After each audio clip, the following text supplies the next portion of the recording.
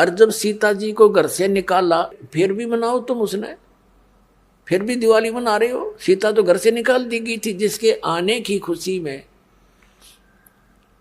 और वो दीप जलाए गए थे, और फिर वह निकाल दी करते। वो तो दुखी हुई, वहाँ जंगल में टाइम पास करा बेचारी ने सह परिवार। और श्री राम घर पे, परिवार उसका जंगल में, चाहे राजा के कुछ भी बना रहो, एक छोटे से नगर का राजा, अयोध्या का राजा था, चाहे राष्ट्रपति बने जाए पूरी पृथ्वी का, जिसका परिवार कहीं रहा कहीं वो जीव सुखी हो सकता है, और फिर भी दिवाली मनावें और दीप जलावें। तो इस तरह की जो क्रियाएं हैं ये परंपरा है, सूझबूझ का कार्य नहीं है।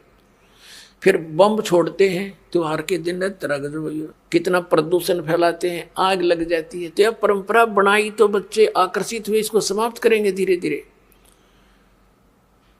और क्या की खुशी, एक भगत कह रहा था, बोला जी नाम लेने के बाद ज्ञान हुआ हमें, और पहली बार त्योहार मनाया हमने अपना।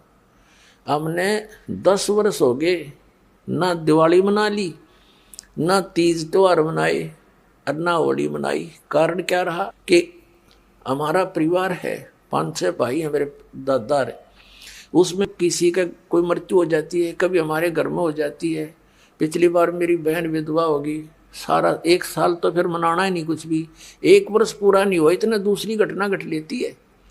और 10 वर्ष हो गया हमने कोई त्योहार मना के नहीं देखा। फिर कहाँ गई वो दीपावली।